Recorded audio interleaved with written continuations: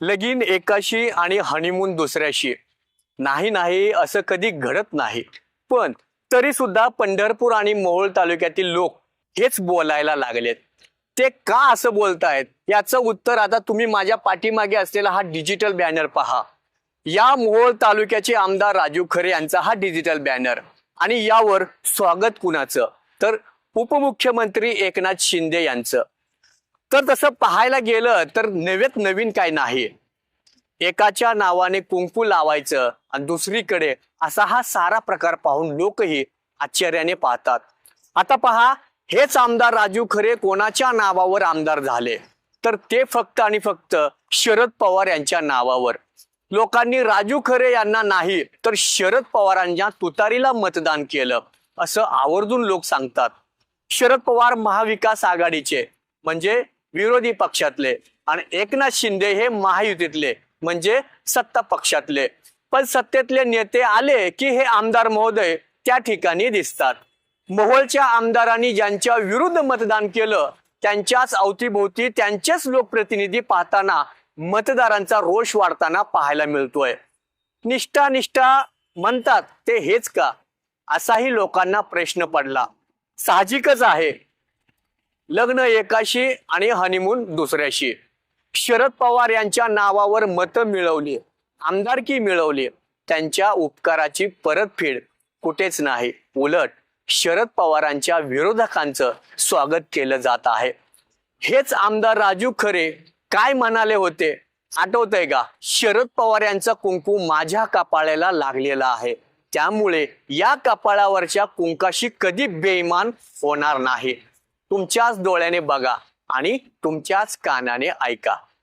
रोहित दादा, याच तुम्ही जिथे शिवाजी चौकात बसला इथंच माझे वडील टांगा चालवायचे आणि एक टांगेवाल्याचा मुलगा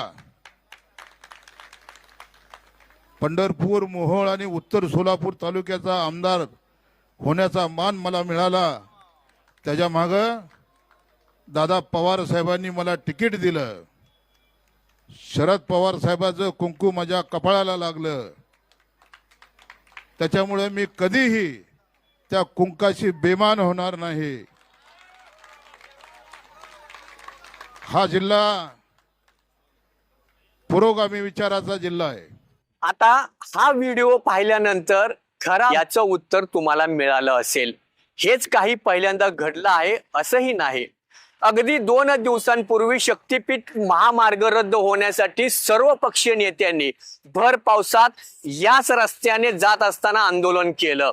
शरद पवार यांच्या पक्षाचे जयंत पाटील यांच्यासह शेतकरी नेते राजू शेट्टी असतील, बंटी पाटील हे सुद्धा आंदोलनात सहभागी झाले होते. पण शरद पवार यांच्या नावाचं कुंकू लावलेले राजू खरे मात्र कुठेच दिसले नाहीत. या शक्तीपीठ महामार्गाचं स्वागत करणारे आमदार अभिजित पाटील यांनीही यावेळी कपाळावरच्या कुंकवाशी इमानदारी करीत सरकारच्या विरोधी भूमिका घेतली आणि आपल्या कपाळावर शरद पवारांचं कुंकू आहे असं म्हणणारे मात्र ते कुठे दिसून आले नाहीत. याच स्वागताचे बॅनर जवळून जाताना जयंत पाटील सुद्धा हसले होते. एखादा माणूस किती बेईमान होऊ शकतो असा प्रश्न त्यांच्या चेहऱ्यावर उमटलेला होता. खरे नाव लावून खोटं वागणारी माणसं आपल्याकडेही आहेत याची जाणीव त्यांना झाली असावी बहुतेक. याला लोक काय म्हणतात ते आम्ही सांगायची गरज नाही. आणि हीच प्रवृत्ती आता पुन्हा एकदा पंढरीच्या पांडुरंगाच्या दाराती ठळकपणे दिसू लागली आहे. लगीन एकाशी आणि हनीमून दुसऱ्याशी ही अशीच प्रतिक्रिया या बॅनरकडे पाहून लोकांच्या ओठातून उमटू लागलेल्या आहेत. आम्ही व्यक्तिगतरित्या काहीच बोलत नाही, मात्र लोक जे बोलू लागले आहेत तेच तुमच्या समोर मांडलं आहे. कॅमेरामन अक्षय भारत शिंदे, न्यूज इंडिया, पंढरपूर.